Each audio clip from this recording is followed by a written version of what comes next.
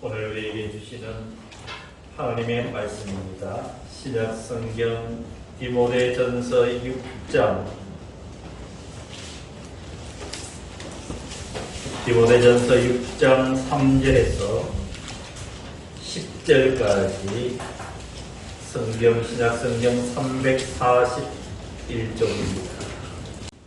누구든지 다른 교훈을 하며 바른 말 곧 우리 주 예수 그리스도의 말씀과 경건에 관한 교훈을 따르지 아니하면 그는 교만하여 아무것도 알지 못하고 변론과 언쟁을 좋아하는 자니 이로써 투기와 분쟁과 비방과 악한 생각이 나며 마음이 부패하여지고 진리를 잃어버려 경건을 이익의 방도로 생각하는 자들의 다툼이 일어나느니라. 그러나 자족하는 마음이 있으면 경건은 큰 이익이 되느니라. 우리가 세상에 아무것도 가지고 온 것이 없음에 또한 아무것도 가지고 가지 못하리니 우리가 먹을 것과 입을 것이 있은즉 족한 줄로 알 것이니라. 부하려 하는 자들은 시험과 올무와 여러 가지 어리석고 해로운 욕심에 떨어지나니 곧 사람으로 파멸과 멸망에 빠지게 하는 것이라. 또는 돈을 사랑함이 일만 악의 뿌리가 되나니 이것을 탐내는 자들은 미혹을 받아 믿음에서 떠나 많은 근심으로써 자기를 찔렀도다. 아멘.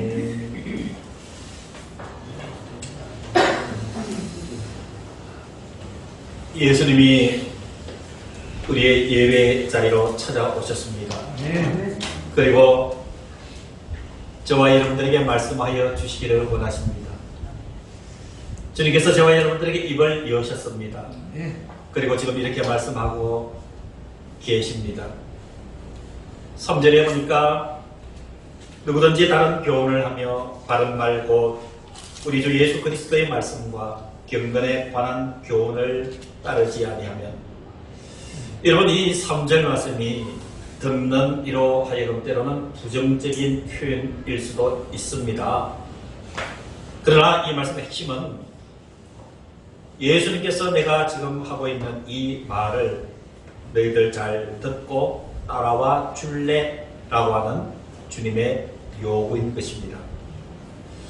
여러분 과거 구약 시대로부터 하나님께서 그의 백성들을 이끄실 때에 하나님은 분명한 의도로 말씀을 해주십니다.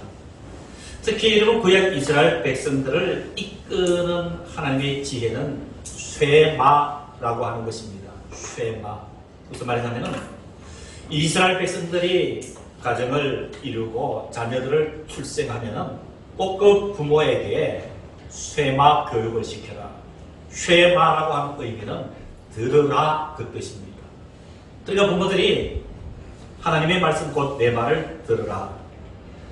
그 쇠마 들으라 라고 하는 말씀의 핵심, 즉 이스라엘 백성들이 그 자녀들이 어릴 때부터 들려줘야 될 내용이 신명기서 6장 4절에서 9절의 말씀을 들으라 쇠마라고 표현을 합니다. 제가 읽어드릴 테니까 한번 들어보십시오. 이렇게 자녀들에게 가르치라 얘기를 합니다. 이스라엘아 들어라. 우리 하나님 여호와는 오직 유일한 여호와시니 너는 마음을 다하고 뜻을 다하고 힘을 다하여 내 하나님 여호와를 사랑하라. 오늘 내가 너에게 명하는 이 말씀을 너는 마음에 새기고 내 자녀에게 부지런히 가르치며 집에 앉았을 때이든지 길을 갈 때이든지 누워 있을 때이든지 일어날 때이든지 이 말씀을 가르치라. 바로 하나님께서 말씀하시면서 들으라 라고 얘기하십니다. 여러분 이러한 말씀의 맥을 같이 하여서 오늘 우리들에게 말씀으로 찾아오신 주님이 우리들에게 하시고 계시는 말씀도 역시 내 말을 들어줄래? 내가 하는 말을 좀 들으라고 라고 우리 인생에게 던져주시는 주님의 말씀인 것입니다. 여러분 4절 이하에 보면은 3절 끝부분에 보면은 그리스도의 말씀과 경건에 관한 교훈을 따르지 아니하면, 즉 주님께서 지금 우리들에게 하시는 그 말씀을 따르지 아니하면 4절 5절처럼 되기 때문에 내 말을 들을래 라고 이야기를 하고 있습니다. 4절입니다. 그는이라고 하는 것은 주님의 하시는 말씀을 잘 따르지 않는 사람들을 이야기를 합니다.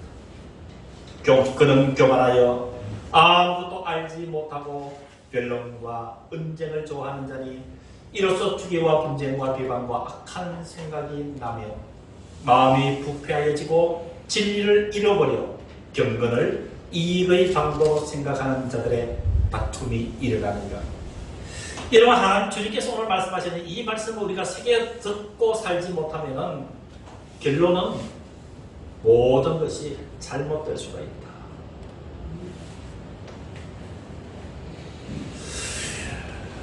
여러분, 저와 여러분들이 살아가는 인생에는 풀어야 될 문제들이 참 많이 있습니다. 다른 식으로 표현하면 저와 여러분들이 살아가는 데 있어서 문제들이 많이 발생할 수 있다라는 것입니다. 그런데 이런 문제들을 그냥 방관해서는 우리는 안 됩니다. 그 문제들을 풀어나가야 되는 것이죠. 여러분, 그 중에 우리 인생에서 우리가 풀어야 될 큰 문제 하나가 바로 만족이라는 문제입니다. 사랑하는 성도 여러분, 지금 여러분들의 마음의 내면을 조용히 한번 살펴보시기를 바랍니다. 나는 살아가고 있는 삶에 만족을 느끼며 살아갑니다. 아니면 뭔가 늘 시장기처럼 이 만족감이 채워지지 않아서 늘 불안하고 목마르듯이 살아가고 있지는 않는다. 끝없는 우리의 욕망, 욕심 때문에 우리의 인생을 소비해버리고 말 것인가? 자족하며 만족하며 살 수는 없는 것인가? 무엇으로 만족을 얻으며 살 것인가? 여러분, 우리 인생의 이 중요한 문제 앞에 우리는 고민하지 않을 수가 없습니다. 만족하며 살고 싶은 이 인생의 문제는 우리의 삶의 문제요, 신앙생활의 중요한 화두가 되는 것입니다. 사랑하는 성도 여러분, 예수님의 말씀은 계속 이어집니다. 이어지는 주님의 말씀에 한번 귀를 기울여 보지 않겠습니까? 주님은 계속 입을 열어 이렇게 말씀하십니다. 6절입니다. 그러나 자족하는 마음이 있으면 경건은 큰 이익이 되느니라. 자족하는 마음, 어떤 조건을 떠나서 내 마음속에 만족하는 마음이 있으면은 그것이 믿음으로 사는 생활에 큰 이익이 되느니라. 이런 것이 6절입니다. 이런 주님의 이 말씀은 의미들이 많습니다. 자족하는 만족하는 마음으로 살라고 하시는데, 여러분, 그 만족하는 마음이 결코 쉽지 않다라는 얘기예요. 여러분, 우리 인생은 아무리 좋은 것을 만족할 수 있을 것 같은 것을 추구하며 그것을 꾸역꾸역 차곡차곡 채워넣는다 하여도 여러분, 인간은 잘 만족을 느끼지 못합니다. 이것이 문제라는 것이죠. 7절은 주님이 이렇게 말씀하십니다. 우리가 세상에 아무것도 가지고 온 것이 없으며 또 아무것도 가지고 가지 못하리니 우리가 먹을 것과 입을 것이 있은즉 족한 줄로 알 것이니라. 여러분, 만족하며 사는 삶의 시작은 우리가 이 세상에 태어날 때 아무것도 가지고 온 것이 없다는 것을 전제로 할 때 하나님께서 주시는 은혜인 줄로 믿습니다. 이 땅을 떠날 때도 아무것도 가지고 가지 못한 것이 우리 인생이기 때문에, 하나님께서 그렇게 만드셨기 때문에 여러분, 이 생각에서부터 만족의 물꼬는 우리들에게 트여지는 줄로 믿습니다. 내가 아무것도 가져오고 온 것이 없음에 아무것도 가지고 가지 못하는 것을 알 때는 8절의 말씀처럼 우리가 먹을 것과 입을 것이 있은즉 족한 줄로 알 것입니다. 여러분 6절에서 8절의 말씀의 핵심은 이 만족하는 마음이 있으면 참 귀한 일이다. 근데 그렇게 하지 못하는 반대의 경우를 구하려 하는 자들이, 여러분 9절 이하의 말씀을 보시기를 바랍니다.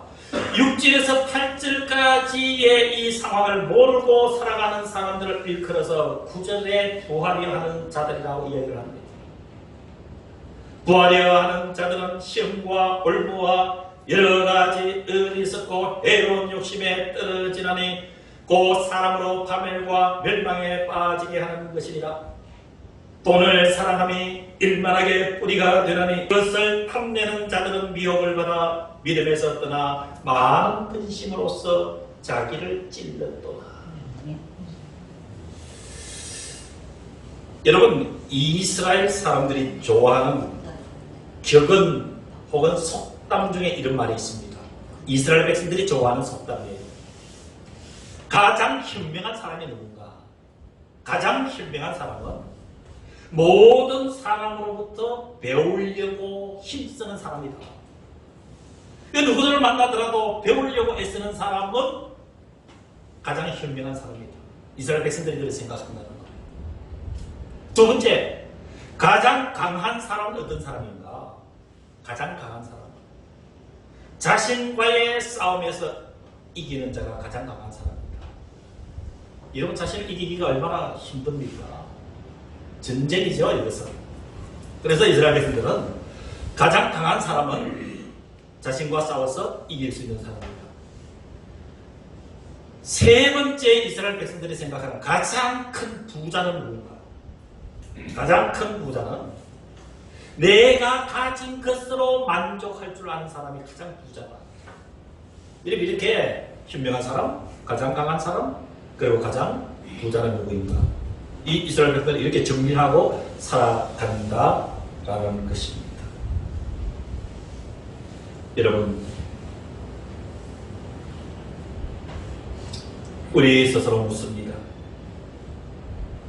자족하며 만족하며 과연 살아갈 수 있을까? 그리고 내 자신에게 묻습니다. 나는 지금 이 땅을 살아가면서 만족하며 살아가고 있는가?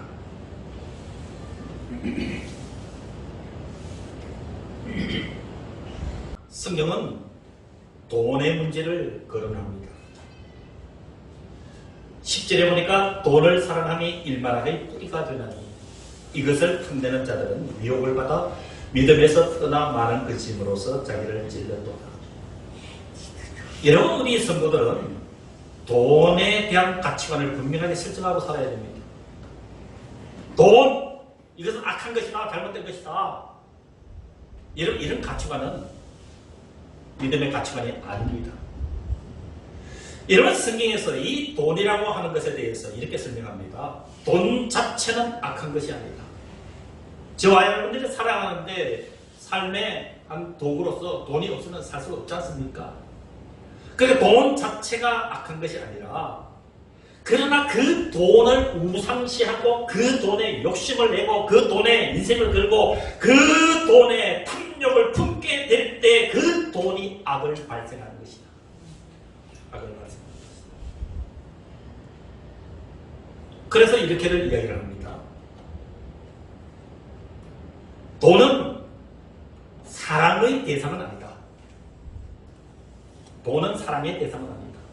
그러나 이 돈은 사랑을 실천하기 위한 도구가 되어야 된다. 사랑을 실천하기 위해서 도구로 써야 된다. 그러니까 돈에 맹종하는 것이 아니라 돈을 이용해서 선한 일들을 하라. 바로 주님은 그것을 이야기하고 있습니다. 그렇습니다. 만족하며 살고 싶습니다. 현실은 좀 어렵더라도 이 마음 깊숙이 하나님, 저는 자족합니다. 만족합니다. 여러분 이렇게 살 수는 없을까요? 여러분 그렇게 살고 싶지 않습니까? 이제 말씀의 이끌리심을 받으시기를 바랍니다. 하나님은 만족할 수 있는 길을 이제 성경에서 구체적으로 몇 가지를 지속을 합니다. 첫 번째가 만족의 비결을 배우라는 얘기입니다. 만족하며 살 수 있는 비결을 배우라 이 말입니다. 빌립보서 4장 11절에서 13절에 보면은 사도 바울은 이렇게 고백을 합니다. 내가 궁핍함으로 말하는 것이 아니니라.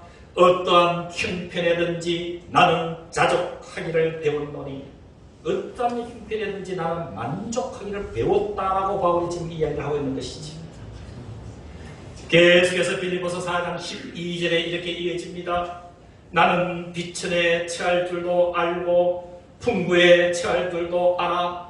모든 일 곧 배부름과 배고픔과 풍부와 궁핍에도 처할 줄을 아는 일체의 비결을 배웠노라.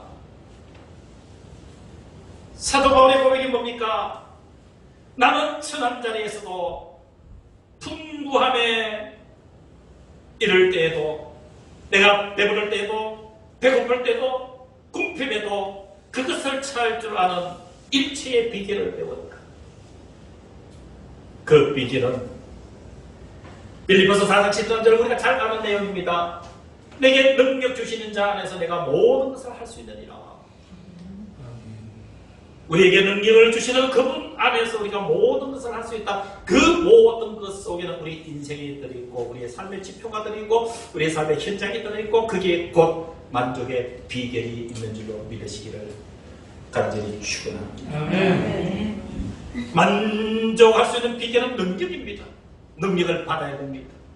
내게 능력 주신 자 안에서 내가 모든 것을 할 수 있느라고 말씀하시는 그 능력을 저와 여러분들이 받을 때에 여러분 어떤 형편에서도 화등큰데 자족할 수 있고 만족할 수 있음을 믿으시기를 간절히 기원합니다. 이제 그 첫 번째 비결은 예배에서 충만할 때에 받을 수 있는 은혜입니다. 예배에서 여러분 충만한 은혜를 받으시기를 주의 이름으로 축원합니다. 사랑하는 성도 여러분, 예배는 주님과의 교통과 소통의 현장입니다. 여러분 하나님께서 왜 예배를 드리라고 말씀하실까요? 여러분 우리는 분명히 알아야 될 것은 저와 여러분들이 어디에 어떤 장소에 있더라도 저와 여러분들이 변하지 않는 신분은 하나님의 자녀입니다. 잘 때든지 깨어있을 때든지 밖에 나가서 일할 때든지 가정에 있을 때든지 어떤 자리에서도 이런 분명한 사실 한 가지는 저와 여러분들은 변함없는 하나님의 자녀입니다. 누구도 부인할 수가 없습니다. 하나님의 자녀이기 때문에 철저하게 하나님께서 함께 하여 주십니다. 그러면 대체 왜 하나님께서 예배를 드리라고 할까요? 왜 예배를 드리라고 할까요? 특별한 하나님의 계획이 있으셨기 때문에 그렇습니다. 요셉가 열심히 일하고 하나님께서 나도 쉬었으니 너희도 쉬어라. 그리고 나와 이야기를 하고 나와 소통하고 내 은혜를 받아야 됩니다. 그래서 여러분 깊은 마음으로 예배에 임할 때에 진실한 마음으로 예배에 임할 때 여러분 경험해 보시기를 바랍니다. 여러분 잘 아시지 않습니까? 얼마나 많은 은혜를 주십니까? 여러분 그것이 우리를 만족하게 해 주시는 축복인 줄로 믿습니다. 시편 65편 4절을 여러분 잘 들어보시기를 바랍니다. 시편 65편 4절에 주께서 택하시고 가까이 오게 하사, 주님께서 택하시고 가까이 오게 한 사람이 누구겠습니까? 바로 저와 여러분들을 이야기합니다. 주의 뜰에 살게 하신 사람은 복이 있나요? 주의 뜰은 어디를 얘기를 할까요? 하나님의 지금 예배를 드리는 이 성전을 이야기를 하는 겁니다. 계속 이어집니다. 시편 65편 4절에 우리가 주의 집, 바로 이 성전, 주의 성전의 아름다움으로 만족하리로다. 만족하리로다. 사랑하는 성도 여러분, 지금 예배를 드리고 있지 않습니까? 하나님의 영이 임재하여 주셔서 내 영혼을 삶을 만족해 하여 주옵소서. 여러분 이 마음으로 드리는 예배 하나님께서 들어주실까요? 안 들어주실까요? 예배 잘 드리는 것이 만족을 얻는 첫 번째 비결입니다. 두 번째 비결은 시편 107편 9절에 보면 여러분 잘 들어보시기를 바랍니다. 시편 107편 9절 그가 사모하는 영혼에게 만족을 주시며 주인 영혼에게 좋은 것으로 채워주시며 여러분 인간의 그 실존 자체를 지금 주님께서 끝으로 보고 계신 하나님의 말씀입니다. 그가 사모하는 영혼에게 만족을 주신다. 하나님이 이런 말씀을 하시는 전제는 무엇일까요? 너희들 세상에 아무리 잘 살아봐라. 하나님 나 없이 너희들에게 만족이 있겠는가? 그걸 묻고 있는 거예요. 이런 만족을 얻을 수 있는 두 번째 방법은 주님을 사모할 때 주님은 오셔서 우리를 풍성한 만족으로 드리려 주시는 줄로 믿습니다. 여러분이 이 말씀을 믿고 한번 살아보시기를 바랍니다. 주님 영혼에게 좋은 것으로 채워주시리로다.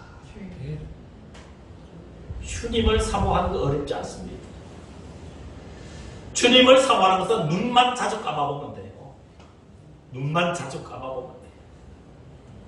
힘들고 어려움이 있을 때, 답답한 일이 있을 때 그냥 눈 뜨고 세상에서 길 없는가 싶어서 두리번 하지 말고 여러분 내 속에 결핍함이 있고 답답함이 있으면 눈을 감으시는 데부터 시작해요. 눈을 감고 주님 생각하십시오. 주님 생각하면서 주님의 손길이 그립습니다. 주님이 마음을 좀 만져주십시오.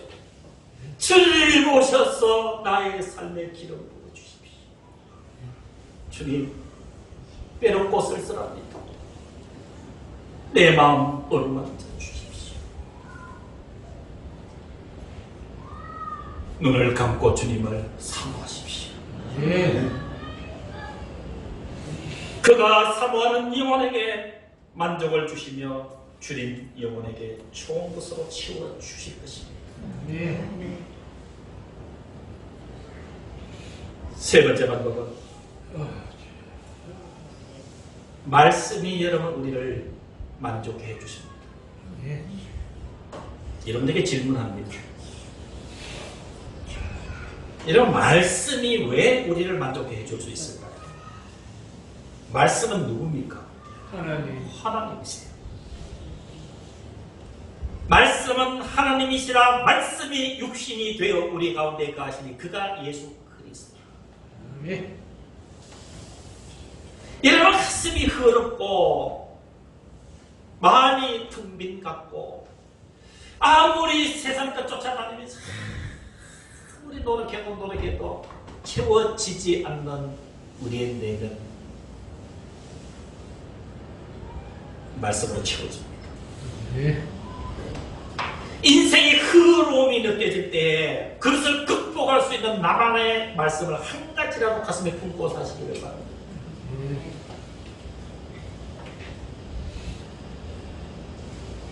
말씀을 절대 의지하게 되면 내가 믿는 말씀이 한 구절이라도 생명처럼 붙잡고 살아가진다면 여러분 목마르지 않습니다. 불안하지 않습니다. 만족하며 살 수가 있습니다.